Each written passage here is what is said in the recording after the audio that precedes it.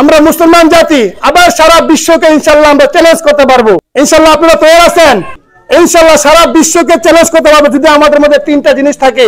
এক হলো ন্যায়পরায়ণতা, দ্বিতীয় হলো আমানতদারি, তৃতীয় হলো মিথ্যা কথা বলে কি করে দিবেন? ছেড়ে দিবেন। ইসলাম নামাজ দ্বারা, রোজা দ্বারা, হজ দ্বারা ইসলাম কায়েম হয় নাই। ইসলাম কি হয় নাই ভাই? কায়েম হয় নাই।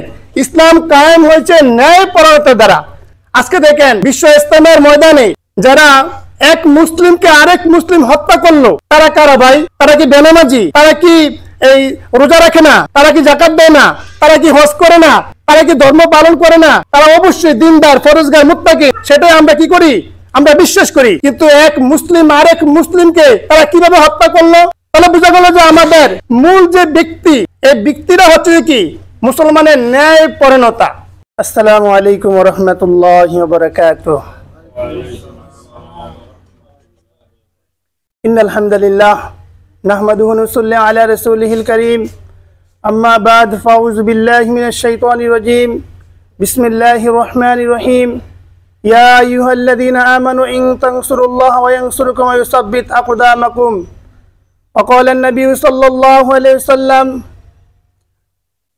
আল-মুসলিমু মান সালিমাল মুসলিমুনা লিল লিসানি ওয়া ইয়াহদি। اللهم صل على محمد وعلى آل محمد كما صليت على إبراهيم وعلى آل إبراهيم إنك حميد مجيد. اللهم بارك على محمد وعلى آل محمد كما باركت على إبراهيم وعلى آل إبراهيم إنك حميد مجيد. أستغفر الله ربي من كل ذنب وأتوب إليه لا حول ولا قوة إلا بالله العلي العظيم. الحمد لله, মহান রব্বুল আলামিনের দরবারে লাখ কোটি শুকরিয়া আদায় করি যে আল্লাহ জাল্লা শাআনহু আপনাকে আমাকে দুনিয়ার সমস্ত কাজকর্ম থেকে অবসর করে শারীরিকভাবে সুস্থ রেখে বিভিন্ন ঝামেলা থেকে মুক্ত করে ইমানের সাথে পবিত্র জুমার নামাজটুকু আদায় করার জন্য আল্লাহ সুবহানাহু ওয়া তাআলা যে আপনাকে আমাকে তৌফিকটুকু এনায়েত করেছেন, এই জন্য আমরা অন্তর থেকে শুকরিয়া আদায় করি আলহামদুলিল্লাহ। দুরূদ এবং সালাম বর্ষিত হোক প্রিয় নবী হযরত মুহাম্মদ মুস্তাফা সাল্লাল্লাহু আলাইহি সাল্লামের উপর, যে নবী দিন কায়েম করতে গিয়ে তার মাথা মোবারকের মধ্যে হেমলেট ঢুকিয়েছেন, সে নবীর উপর আমরা দুরূদ পড়ি আল্লাহুম্মা সাল্লি আলা মুহাম্মদ আল্লাহুম্মা বারিক আলা মুহাম্মদ। সম্মানিত উপস্থিতি, আজকের আমার আলোচ্য বিষয় হচ্ছে যে ইসলাম মানুষকে ন্যায়পরায়ণতা শিক্ষা দেয়। আল্লাহ পাক রব্বুল আলামিন তার মহাগ্রন্থ আল কোরআনে ইরশাদ করেন, ইন্নাল্লাহা ইয়া'মুরু বিল আদলি ওয়াল ইহসান ওয়া ইতা'i যিল কুরবা ওয়া ইয়ানহা আনিল ফাহশাই ওয়াল মুনকারি ওয়াল বাগই ইয়া'যুকুম লাআল্লাকুম তাযাক্কারুন ফাযকুরুনি আযকুরুকুম ওয়াশকুরুলি ওয়া লা তাকফুরুন। এই আয়াতটা আমাদের পরিচিত কিনা? এই আয়াতটা সম্পর্কে আমাদের সবারই কম বেশ নলেজ আছে, যেহেতু আমরা প্রত্যেকটা জুমার মধ্যেই এই আয়াত, জুমার খুতবার মধ্যে আমরা আয়াতটা কি করি? তেলাওয়াত করি। সম্মানিত উপস্থিতি, ইসলামের মধ্যে বেসিক এলিমেন্ট যে বিষয়টা হচ্ছে যে মূল ব্যক্তি হচ্ছে কি? ন্যায়পরায়ণতা। কি ভাই? ন্যায়পরায়ণতা। আমরা যে নামাজ পড়ি, আমরা যে রোজা রাখি, আমরা যে যাকাত দেই, আমরা যে হজ করি, এগুলো প্রত্যেকটা মুসলিমই কিন্তু করে, সমস্ত মুসলিমেরই করে। আজকে দেখেন বিশ্ব ইসলামের ময়দানে যারা এক মুসলিমকে আরেক মুসলিম হত্যা করলো, তারা কারা ভাই? তারা কি বেনামাজি? তারা কি এই রোজা রাখে না? তারা কি যাকাত দেয় না? তারা কি হজ করে না? তারা কি ধর্ম পালন করে না? তারা অবশ্যই দিনদার, ফরজগার, মুত্তাকিন। সেটাই আমরা কি করি? আমরা বিশ্বাস করি। কিন্তু এক মুসলিম আরেক মুসলিমকে তারা কিভাবে হত্যা করলো? তাহলে বোঝা গেল যে আমাদের মূল যে ব্যক্তি, এই ব্যক্তিরা হচ্ছে কি মুসলমানের ন্যায়পরায়ণতা। যে এক মুসলিম আরেক মুসলিমকে কিভাবে হত্যা করে আপনি বলেন? আল্লাহ পাক রব্বুল আলামিন বলেন, মান কতালা নাফসান বিগাইরি নাফসিন আও ফাসাদিন ফিল আরদি ফাকান্নামা কতালা নাসা জামিয়া। যে একটা মানুষকে অন্যায়ভাবে হত্যা করলো, সে তামাম পৃথিবীর সমস্ত মানুষকে হত্যা করলো। এটা কি মামুলি কোনো বিষয়? তাহলে এটা কোন মুসলিম ভাই? এটা কোন ধর্ম? যে ধর্ম প্র্যাকটিক্যাল করার পরে আমি আমার ভাইয়ের উপর আমি ইসলাম রুলার চালাতে আমি দ্বিধা করলাম না, হত্যা করতে আমি দ্বিধা করলাম না, রক্তাক্ত করতে আমি দ্বিধা করলাম না, তো এই মুসলিম দ্বারা আমাদের কি হবে বলেন তো? তাহলে বোঝা গেল যে আমাদের নামাজ, রোজা, হজ, যাকাত আমরা যাহা কিছু করতেছি, এটা দ্বারা আমাদের মধ্যে ন্যায় পরিণতা আসে না। আমাদের জন্য ন্যায় পরিণতা আসলে আনার জন্য আমাদের রাসূল করিম সাল্লাল্লাহু আলাইহি সাল্লামের যুগের দিকে আমাদেরকে ফিরে যেতে হবে। রাসূল করিম সাল্লাল্লাহু আলাইহি সাল্লাম যখন মক্কা ছেড়ে মদিনায় যান, তিনি একটা ইসলামিক রাষ্ট্র কায়েম করেন। আল্লাহ পাক রব্বুল আলামিন অর্ডার করলেন যে কোনো মানুষ যদি কোনো একটু চুরি করে না, স্বাভাবিক আমাদের দেশে যদি চুরি করে তাহলে কোরআনের মধ্যে আছে তার হাত কেটে দাও। কি কেটে দাও? হাত কেটে দাও। ঘটনাক্রমে আল্লাহ কোরআন নাজিল হয়ে গেল। আল্লাহ কোরআনের বিধান হচ্ছে যে ব্যক্তি চুরি করবে তার হাত কাটবে।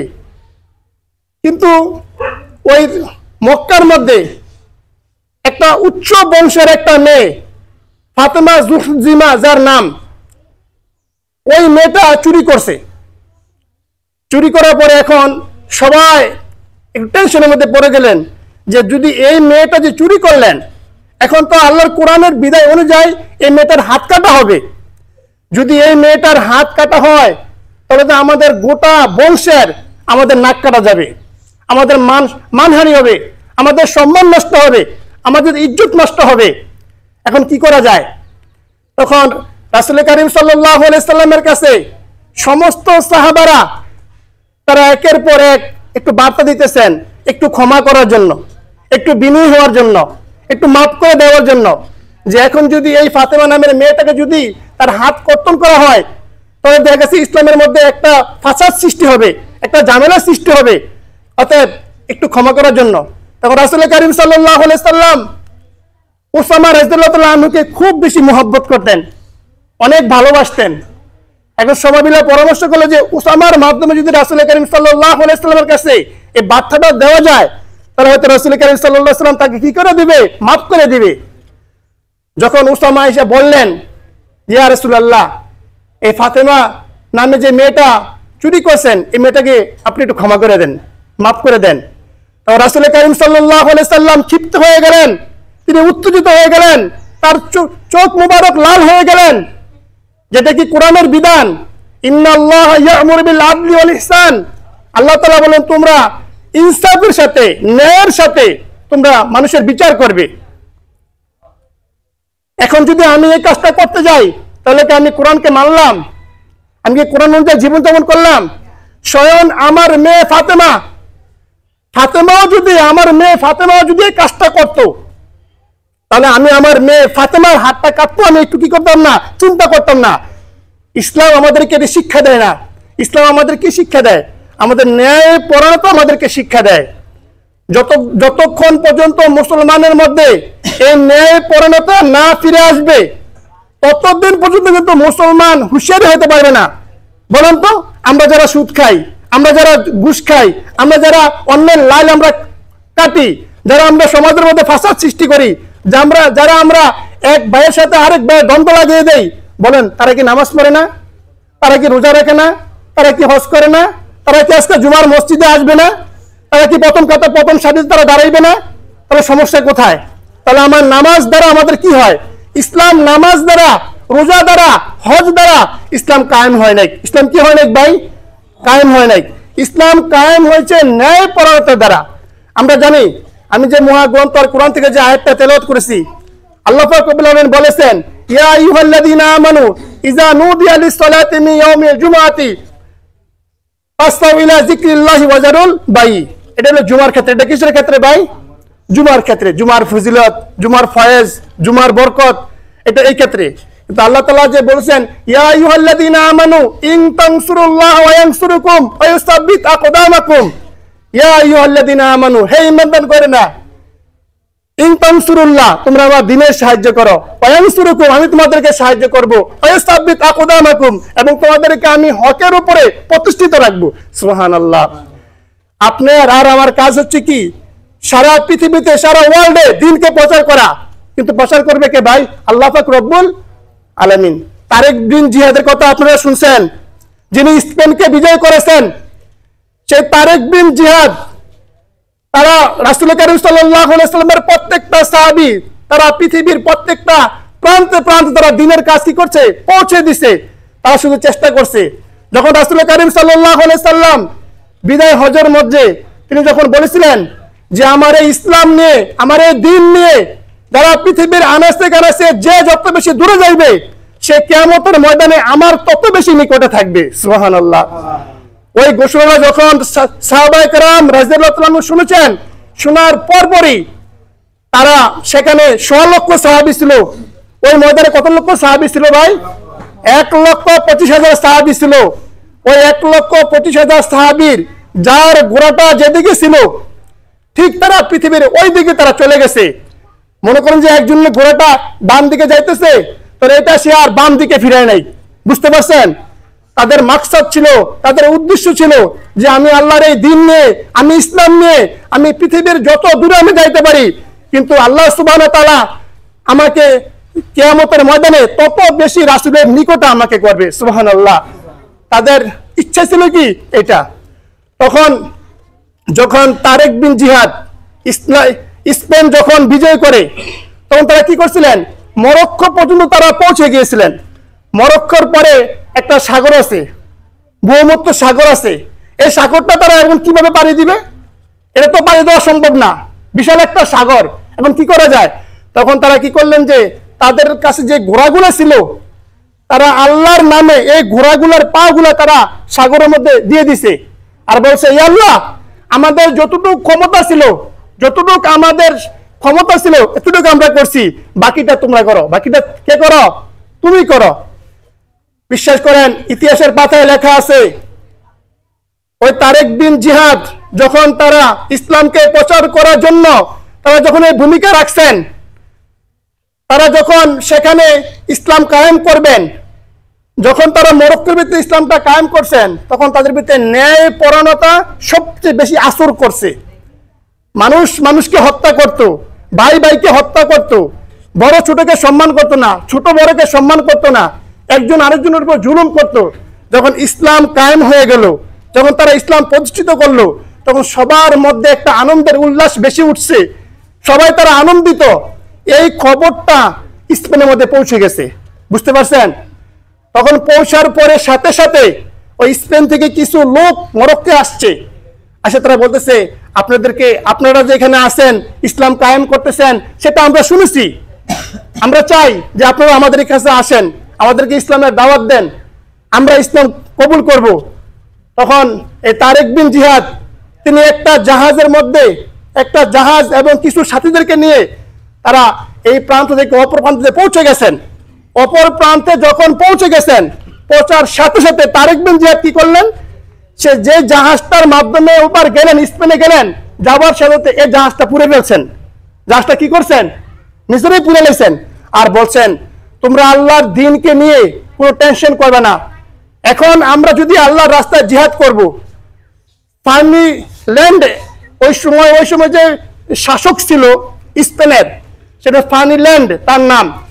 তিনি ওই রাজ্যের সকল জনগণের উপরে তিনি জুলুম করতেন, অত্যাচার করতেন, তিনি জালেম শাসক ছিলেন। তখন চিন্তা করলেন যে এখন কি করা যায়। তখন তিনি বললেন যে আমরা আল্লাহর রাস্তার জন্য আমরা বের হয়েছি, যদি আমরা যুদ্ধ করি, যদি আমাদের জীবন যায় আমরা শহীদ হব, যদি আমরা বেঁচে থাকি আমরা গাজী হব, কিন্তু আমাদের পিছনের দিকে ফিরার কোনো কি নাই, আর কোনো রক্ষা নাই। অতএব তারা কি করলেন, চিন্তা করলেন যে আমরা ওই বাদশার কাছে চলে যাব এবং জিহাদের জন্য আমরা প্রস্তুত হব। যখন ওই ফানলি গ্যান্ড যখন তার কথাটা শুনলেন, শোনার সাথে সাথে যে এখানে মুসলিমেরা প্রবেশ করছে, তার সৈন্য দল সবাইকে নিয়ে তিনি এই রাষ্ট্র ছেড়ে তিনি কি করছেন, ভাগছেন। সম্মানিত আমার ভাইয়েরা, সেখানে ওই স্পেনের মধ্যে তারা ইসলাম কায়েম করছেন। সেখানে যাওয়ার পর তারা 800 বছর পর্যন্ত মুসলমানের কর্তৃত্ব ছিল স্পেনের মধ্যে। কত বছর ভাই? 800 বছর পর্যন্ত সেখানে মুসলমানের কর্তৃত্ব ছিল। থাকার পরে সেখানে ইসলামিক রাষ্ট্র হিসেবে তারা সেটাকে গড়ে তুলছেন এবং ইসলামের আইন কানুন অনুযায়ী তারা সবকিছু বিচার ব্যবস্থা সবকিছু করছেন এবং কোরআন যেভাবে মানুষকে শিক্ষা দেয় ঠিক ওই নিয়ম অনুযায়ী তারা সেখানে একটা ইসলামিক রাষ্ট্র গড়ছেন। ইসলামিক রাষ্ট্র গড়ার পরে ওই সময় যে শাসকটা ছিল মুসলিম শাসক, এই মুসলিম শাসকের নাম ছিল হাসান। মুসলিমের নাম শাসকের কি ছিল ভাই?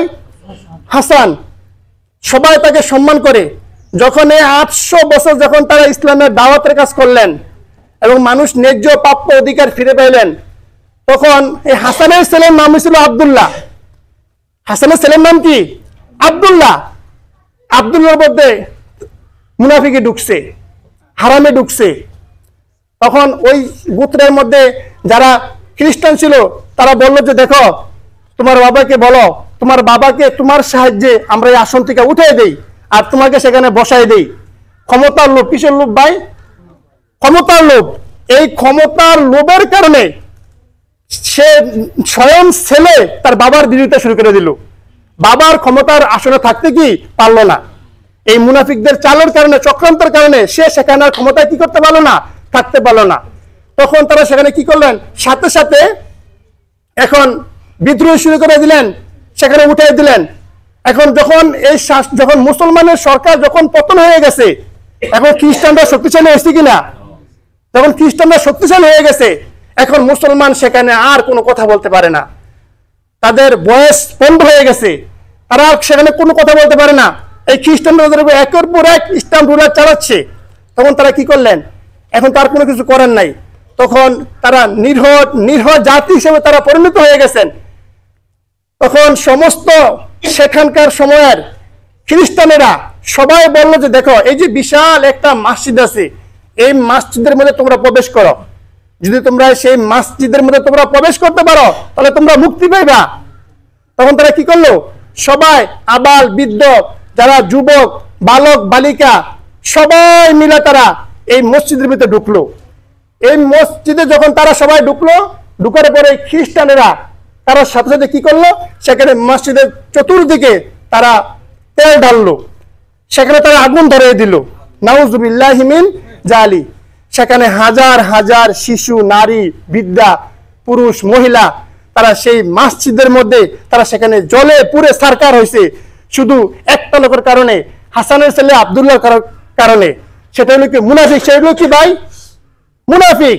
সম্মানিত আমার ভাইয়েরা, আমি যে কথাটা বলতে চাচ্ছিলাম যে ভাই, ন্যায় পরায়ণতা, যদি আপনার মধ্যে ন্যায় পরায়ণতা যতক্ষণ পর্যন্ত আপনার মধ্যে ফিরে না আসতে পারবে, যতক্ষণ পর্যন্ত আপনি ইনসাফের সাথে আপনি নিজেকে বিবেচনা করতে না পারবেন, ততক্ষণ পর্যন্ত আপনার এই ধর্ম দ্বারা কিচ্ছু হবে না। আমরা যারা দেখেন টঙ্গীর ইজতেমার মাধ্যমে যারা গেছেন, 7 গ্রুপ আলেম গ্রুপ নাকি, জুবাইর গ্রুপ আর কি 7 গ্রুপ, এই 2 গ্রুপ হইতো নাকি? তো তারা 2 গ্রুপ কি মুসলিম না? তারা কি 5 ওয়াক্ত নামাজ পড়ে না? তারা কি যাকাত দেয় না? তারা কি হজ করে না? তাদের কি দাড়ি নাই, জুব্বা নাই, টুপি নাই? তারা কি মানুষকে বলে না, কুনতুম খায়রাকুম উখরিজাত লিন-নাস তা'মুরুনা বিল মারুফ ওয়া তানহাউনা আনিল মুনকার? আল্লাহ তোমাদেরকে বানাইছেন শ্রেষ্ঠ জাতি হিসেবে, তোমরা মানুষকে সৎ কাজের দিকে আহ্বান করবে, অসৎ কাজ থেকে মানুষকে বিরত রাখবে। একথা কি তারা বলে না? বলে কি না? তারা বলার পরে তারা কিভাবে আরেকটা মানুষ, 4টা মানুষকে হত্যা করলো? তাহলে বোঝা গেল কি ভাই, ন্যায় পরায়ণতা নাই, ইনসাফ নাই। যদি ইনসাফ থাকতো তাহলে কোনো মানুষের শরীর থেকে রক্ত মুবারক বাহির করতে পারে? আপনি অন্য একটা মুসলিমের রক্ত আপনি প্রবাহিত করবেন, বাহির করবেন, এটা মুসলমানদের জন্য কি জায়েজ নাকি হারাম? তারা কি বুঝে না যে মান কতালা নাফসান বিগয়রি নাফসিন আও ফাসাদিন ফিল আরদি ফাকান্নামা কতালান নাসা জামিয়া, যে একটা মানুষকে অন্যায়ভাবে যদি কোনো একটা মানুষকে আপনি হত্যা করলেন, তাহলে আপনি তামাম পৃথিবীর সমস্ত মানুষকে হত্যা করলে যে পরিমাণ অপরাধ হবে, আপনি সেই পরিমাণ অপরাধের মধ্যে আপনি নিয়োজিত হইলেন। এই জিনিসটাকে তারা বুঝে না। তো বোঝা গেল কি, আমরা মুসলিম জাতি, আমাদেরকে নিয়ে সারা বিশ্বের সমস্ত ইহুদি খ্রিস্টান তারা আমাদেরকে নিয়ে হাসবেন। কি করবেন? হাসবেন আর বলবেন বোকার জাতি। কিসের জাতি? বোকার জাতি। নিজেরা মারামারি করে হ্যাঁ, এটাই বলে। তো এখন এটাই বলতেছে যে 7 গ্রুপ নাকি অপরাধী। এখন আমরা মিডিয়ার মধ্যে যা কিছু আমরা দেখতে পাই, 7 গ্রুপ দোষ দেয় জুবাইর গ্রুপের। জুবাইর গ্রুপ দোষ দেয় কাকে? 7 গ্রুপকে। কথাটা বুঝতে পারছেন? সম্মানিত আমার ভাইরা, আবার অনেকে বলে যে কাদিয়ানীরাই ষড়যন্ত্র করছে। কাদিয়ানীরা কি এর ষড়যন্ত্র করছে? সম্মানিত আমার ভাইরা, আমি বলি যে সবাই তো মুসলিম, সবাই কি মুসলিম, কিন্তু মুসলিম হওয়া সত্ত্বেও যতক্ষণ পর্যন্ত আমাদের মধ্যে ইনসাফ না আসতে পারবে, যতক্ষণ পর্যন্ত আমরা ন্যায় বিচার না করতে পারবো, যতক্ষণ আমরা এক মুসলিমের হক আরেকটা মুসলিমের কাছে পৌঁছে দিতে না পারবো, ততক্ষণ আমরা পূর্ণ মুমিন হইতে কি পারবো না। সম্মানিত আমার ভাইয়েরা, যদি আমাদের জীবনটাকে আমরা সুন্দর করতে চাই, আমাদের জীবনটাকে আমরা দুনিয়াতে এবং আখিরাতে সফলতা আমরা পেতে চাই, তাহলে আমাদের ফিরে আসতে হয় কোথায় ভাই? কোরআনে। কোথায়? কোরআনের মধ্যে আমাদের ফিরে আসতে হবে। যদি এই কোরআনের মাঝে আমরা ফিরে আসতে না পারি, তাহলে আমাদের কখনো আমরা এই জাতি আমরা পরিবর্তন হতে পারবো না। আল্লাহ তাআলা বলেছেন, আফাতুমিনুনা বিবাদিল কিতাব ওয়াতাকফুরুনা বিবাদ, তুমি কি কোরআনের কিছু অংশ মানো আর কিছু অংশ ছেড়ে দাও? যদি কোনো ব্যক্তি কোরআনের কিছু অংশ মানে আর কিছু অংশ ছেড়ে দেয়, তার উপর আল্লাহ পাক রব্বুল আলামিনের গজব নিয়োজিত হবে, সে ধ্বংস হয়ে যাবে, তাকে আল্লাহ তাআলা বেজ্জতের জিন্দেগি দান করবে। আপনি কোরআনকে পরিপূর্ণভাবে আপনার জীবনে আপনি কোরআনকে মানতে হবে। যদি কোরআনের আমরা কিছু অংশ মানি আর কিছু অংশ ছেড়ে দেই, তাহলে আমাদের জীবন কি হবে না? সুন্দর হবে না। সম্মানিত আমার ভাইয়েরা, আমাদের কি করণীয়? এই বর্তমান প্রেক্ষাপটে আমাদের কি করণীয়? আমরা সবাই আল্লাহ তাআলার কাছে আমরা আস্তাগফিরুল্লাহ পড়বো। কি পড়বো? আমরা আল্লাহ তাআলার কাছে আস্তাগফিরুল্লাহ, বেশি বেশি আমরা আস্তাগফিরুল্লাহ পড়বো। আস্তাগফিরুল্লাহ রাব্বিহি মিন কুল্লি জামবি ওয়া আতুবু ইলাইহি লা হাওলা ওয়ালা কুওয়াতা ইল্লা বিল্লাহিল আলিয়্যিল আযীম। আমরা মুসলিম জাতির জন্য আমরা দোয়া করব যে আমাদের যেই ভাইয়েরা নিহত হইল, আল্লাহ তাদেরকে মাফ করে দেব। আর আমাদের মধ্যে ন্যায় পরণতা আসতে পারে, সেই জন্য আমাদের চিন্তা করতে হবে যে আমি কিভাবে আল্লাহর কোরআন অনুযায়ী ইনসাফের সাথে ন্যায় বিচার করতে পারি। কারণ আল্লাহ পাক বলেছেন, ইন্নাল্লাহা ইয়া'মুরু বিল আদলি ওয়াল ইহসান, তোমরা সুন্দরভাবে ইনসাফের সাথে তোমরা বিচার করবা। সেই সুন্দরভাবে ইনসাফের সাথে যদি আমরা বিচার না করতে পারি, তাহলে আমাদের দেখা দেখি অন্য কোন কাফের মুশরিক তারা কি মুসলমান হবে? রাসূল কারীম সাল্লাল্লাহু আলাইহি সাল্লাম মক্কার মধ্যে যখন ইহুদি এবং মুসলমান দুজন মুসলমানের মধ্যে যখন বিভেদ সৃষ্টি হইল, ঝামেলা সৃষ্টি হইল, সমাধানের জন্য আসছে রাসূল কারীম সাল্লাল্লাহু আলাইহি সাল্লামের কাছে। রাসূল কারীম সাল্লাল্লাহু আলাইহি সাল্লাম দেখলেন উভয় পক্ষের কথা শোনার পর তিনি দেখলেন যে মুসলমানের অপরাধটা কার? মুসলমানের। যে ইহুদি যে এই বেচারা কোনো অপরাধ নাই। তখন রাসূল কারীম সাল্লাল্লাহু আলাইহি সাল্লাম বললেন যে তুমি তো আমার স্বজাতি হয়ে তুমি তো ইহুদির উপরে জুলুম করছো। তখন ওই মুসলিম জাতি, এটা মুসলমান সেটা আর মানতে পারে না যে আমি একজন মুসলমান, নবী একজন মুসলমান, কিন্তু সে আমার পক্ষে কথা না বইলা সে ইহুদির পক্ষে কথা বলছে। আমি এই বিচারটা মানি না, আমি বিচারটা কি করি না? মানি না। এই মুসলমান সে কি করলো? এই বিচার না মানি না, সে গেল হযরত ওমর রাদিয়াল্লাহু তাআলা আনহুর কাছে।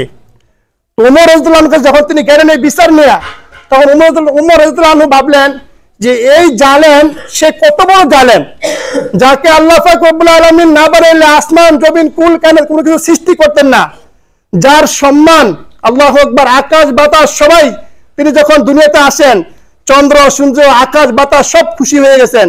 এবং রাসূল কারীম সাল্লাল্লাহু আলাইহি সাল্লামের এত মর্যাদা, এত সম্মান, এমন ব্যক্তির বিচার যে ব্যক্তি মানে না, এই ব্যক্তি পৃথিবীতে থাকতে আর কি পারে না।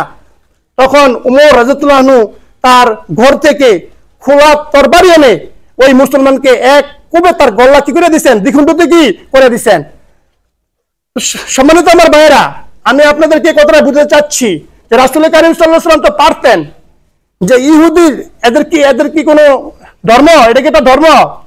এরা সবচেয়ে বড় নির্লজ্জ জাতি, এরা নবীদেরকে হত্যা করত এবং তারা অল্প কোনো ক্ষুদ্র একটা বিষয় নিয়ে তারা মারামারি করে, বাড়াবাড়ি করে। তখন রাসূল কারীম সাল্লাল্লাহু আলাইহি সাল্লাম কি করলেন? যে মুসলমানের পক্ষে সাক্ষী না দিয়ে ইহুদির পক্ষে সাক্ষী দিলেন। এটা কি আমার নবী কি আমাদেরকে এটাও শিক্ষা দিয়ে গেছেন, যেটা সত্যের উপরে কায়েম থাকতে হবে। সত্যের উপরে কি থাকতে হবে ভাই? কায়েম থাকতে হবে। যদি আপনি সত্যের উপরে কায়েম থাকতে পারেন, অবশ্যই আল্লাহ পাক রব্বুল আলামিন আপনাকে হেফাজত করবে এবং আপনার উপর আল্লাহ রহমত নাজিল করবে। মুসলমান জাতি তিনটা জিনিস হারাইছে। কয়টা জিনিস ভাই? তিনটা জিনিস হারাইছে। এক হলো ন্যায় পরায়ণতা, দ্বিতীয় হলো আমানতদারি, তৃতীয় হলো মানুষ ব্যাপকভাবে মিথ্যা বলা শিখছে। কি বলা শিখছে ভাই? মিথ্যা বলা শিখছে। মিথ্যা যে কত বড় অপরাধ সেটা কিন্তু মানুষ ভ্রুক্ষেপ করে না, একটু চিন্তাও করে না। মানুষ মিথ্যা বলতে একটু চিন্তাও করে না। কিন্তু মিথ্যা কথা কি? আসিদুকু ইউনজি ওয়াল কিযবু ইহলিক। প্রত্যেকটা মিথ্যা মানুষকে ধ্বংস করে। প্রত্যেকটা মানুষকে মিথ্যা কি করে ভাই? ধ্বংস করে। আর মিথ্যা কথা বলা কিন্তু কবিরা গুনাহ। মিথ্যা কথা বলা কি ভাই? কবিরা গুনাহ। এবং মিথ্যা কথা কারা বলে? যারা মুনাফিক, যারা কি ভাই? মুনাফিক, তারা মিথ্যা কথা বলে। আর এই মিথ্যা কথার দম কি বলে? ইন্নাল মুনাফিকিনা ফি দারকিল আসফালি মিনান নার। মুনাফিকের স্থান জাহান্নামের সর্বনিম্ন যে স্থানটা, সেখানে হবে মুসলমান মুনাফিকের কি ভাই? স্থান। কিন্তু মানুষ কিন্তু, আমি এমনও শুনছি যে মিথ্যা কথা বললে কি গুনাহ হয়। মানুষের দেখেন, মানুষের চিন্তাধারা কোথায় গেছে, মিথ্যা তো একটা বললেই হয়। কিন্তু প্রত্যেকটা মানুষ ভাবতে হবে, যদি কোনো মানুষের জবান থেকে মিথ্যা কথা বাইর হয়, সে হলো মুনাফিক। সে হলো কি ভাই? মুনাফিক। আর মুনাফিকের স্থান কোথায়? মুনাফিক ইসলামের যুগে যুগে এখনো এবং যুগে যুগে ইসলামের সবচেয়ে বেশি ক্ষতি করছে কারা ভাই? যারা মুনাফিক। যারা কি ভাই? মুনাফিক। লেবাস ঠিক আছে, টুপি ঠিক আছে, দাড়ি ঠিক আছে, জুব্বা ঠিক আছে, তাদের কথাবার্তা মনে হয় যে তারা মুমিন, তারা মুসলমান, তারা খুবই ফরেজগার। মূলত তাদের মধ্যে কি নাই? ঈমান নাই। আব্দুল্লাহ ইবনে উবাইদের কথা আপনারা শুনছেন না? মদিনার মধ্যে সবচেয়ে বড় মুনাফিক। এই মুনাফিকের কথা আল্লাহ তাআলা কোরআনের মধ্যে বলেছেন, ইজা জাআকাল মুনাফিকুল ক্বালু নাশহাদু ইন্নাকা রাসূলুল্লাহ। যখন মুনাফিকেরা আপনার কাছে আসবে, তখন দেখবেন যে তারা বলবে, তারা সাক্ষ্য দিবে যে মুহাম্মদ সাল্লাল্লাহু আলাইহি ওয়াসাল্লাম আল্লাহর রাসূল। তো আল্লাহ বলেন, তা আমিও তো বলি সে আল্লাহর রাসূল, কিন্তু তার মুখের মধ্যে আছে, কিন্তু তার অন্তরে নাই। কোথায় নাই ভাই? অন্তরে নাই। আপনি একটা মানুষকে বুঝাইলেন, একটা মিথ্যা কথা বললেন, আপনি খুব সুন্দরভাবে বুঝাই দিলেন, মিথ্যা কথা বললেন যে আমি যা বলতে সব সত্যি বলতেছি, মূলত আপনি মিথ্যা বলতেছেন। তাহলে আমরা একটা জিনিস শিক্ষা করতে পারি আজকের থেকে, যে কোনো মুমিন, কোনো মুসলমান মিথ্যা কথা বলতে পারে না। যদি কেউ মিথ্যা কথা বলে, সে মুনাফিকের খাতায় নাম দেয়। কোথায় ভাই? মুনাফিকের খাতায় নাম দেয়। আর মুনাফিকের খাতায় নাম দিলে এটা জাহান্নামের যতটা স্তর আছে, জাহান্নামের 7টা স্তর আছে ভাই। জাহান্নামের কয়টা স্তর আছে? 7টা স্তর আছে। আবার জান্নাতের কয়টা স্তর আছে? 8টা স্তর আছে। একটা বেশি রাখছে আল্লাহ, একটা কি রাখছে? বেশি রাখছে। অর্থাৎ বান্দারা যেন আল্লাহর রহমত থেকে নৈরাশ না হয়, এজন্য আল্লাহ একটা বেশি রাখছে। অতএব যারা মুনাফিকি করবে, মুনাফিকের 3টা লক্ষণ আছে। কয়টা লক্ষণ আছে ভাই? 3টা লক্ষণ আছে। তারা কথায় কথায় মিথ্যা কথা বলবে এবং আমানতের খেয়ানতদারি করবে। আমানতদারি কি করবে? খেয়ানত করবে এবং মিথ্যা কথা বলবে। এই 3টা কাজ আল্লাহর রাস্তায় করবেন না। আর ন্যায় প্রতিষ্ঠিত করবেন, সমাজের মধ্যে ইনসাফ প্রতিষ্ঠিত করবেন, সত্যকে সত্য বলবেন, মিথ্যাকে মিথ্যা বলবেন, কালোকে কালো বলবেন, সাদাকে সাদা বলবেন। এটা আমার নবী আমাদেরকে কি করে গেছেন? শিক্ষা দিয়ে গেছেন। কোরআনও আমাদেরকে এটা শিক্ষা দেয়। একজনে জুলুম করছে, আপনি বললেন না যে তার এটা ন্যায় হয়েছে। হয়তো আপনি 10,000 টাকার বিনিময়, 5,000 টাকার বিনিময়, বা তার দিকে একটা বাহবা পাওয়ার জন্য বা একটা পদোন্নতি করার জন্য আপনি একটা মিথ্যাকে আপনি সত্য বলবেন এবং ন্যায় কথাটা আপনি বলবেন না এবং সঠিক কথাটা আপনি বলবেন না। আপনার সমাজের মধ্যে আল্লাহ তাআলা আপনাকে সম্মানিত করছেন, ইজ্জত দান করছেন। আল্লাহ তাআলা সবাইকে এক সমান করবেন না, সবার ক্ষমতা এক হবে না। উঁচু নিচু আল্লাহ তাআলাই করেন, ধনাঢ্য ফকির আল্লাহ তাআলাই করেন। এগুলো আল্লাহ তাআলার পক্ষ থেকে সবকিছু হয়। কেউ গরিব, কেউ ধনী, ইচ্ছা করলে মানুষ হইতে পারে না। আমরা জানি যে বাংলা একটা প্রবাদ বাক্য আছে যে কেউ যদি একটা উষ্টা খায় একটা স্বর্ণ পায়, আবার কেউ একটা উষ্টা খায় তার কি ভাঙে? একটা পা ভাঙে। আছে না এরকম? অর্থাৎ ধনী গরিব এটা আল্লাহ তাআলার পক্ষ থেকে হয়। এগুলো নিয়ে কোনো গৌরবের বিষয় না। আল্লাহ তাআলা বলেছেন, উনজুর কাইফা ফাদ্দালনা আলা বাদিকুম আলা বাদিন, যে আমি কাউকে এক মানুষের উপর আরেক মানুষের মর্যাদা আমি আল্লাহ তাআলাই বৃদ্ধি করে দিয়েছি। সবাই যদি সমাজের নেতা হয়, সবাই যদি প্রভাবশালী হয়, সবাই যদি ধনাঢ্য ব্যক্তি হয়, তাহলে গরিব থাকবে কে? কে কারে মানবে? সবাই যদি প্রেসিডেন্ট হয় দেশের, তাহলে সাধারণ মন্ত্রী কারা হবে? সবাই কি এলাকার মধ্যে মেম্বার হবে? সবাই কি চেয়ারম্যান হবে? এটা আল্লাহ তাআলা বলেছেন যে উনজুর কাইফা ফাদ্দালনা বাদিকুম আলা বাদিন, আমি এক মানুষের চাইতে আরেক মানুষের মর্যাদা আমি রব্বে কারিম বৃদ্ধি করে দিয়েছি। আমি চাইলে সবাইকে সমান করতে পারতাম, কিন্তু সবাইকে সমান করলে চলবে না। সম্মানিত আমার ভাইরা বুঝছেন, যারা গরিব, যারা অসহায়, যারা দরিদ্র, তারা যদি কোনো অন্যায় করে, বেবিচার করে, তাদেরকেও বিচার করতে হবে। আর সমাজের মধ্যে যারা প্রভাবশালী, ক্ষমতাশালী, যারা ধনাঢ্য ব্যক্তি, সেও যদি অন্যায় করে, ভুল করে, সেটাও ভুল কি মানতে কি হবে। সম্মানিত আমার ভাইরা, যদি আমাদের মধ্যে 3টা জিনিস থাকে, এক হলো ইনসাফ। কি ভাই? ইনসাফ, ন্যায়পরায়ণতা, এবং মিথ্যা বলবেন না। কি বলবেন না ভাই? মিথ্যা বলবেন না। এই তিনটা কাজ ছেড়ে দেন, আমানতদারি ঠিক রাখেন, ইনশাআল্লাহ আমরা মুসলমান জাতি আবার সারা বিশ্বকে ইনশাআল্লাহ আমরা চ্যালেঞ্জ করতে পারবো। ইনশাআল্লাহ আপনারা তৈরি আছেন?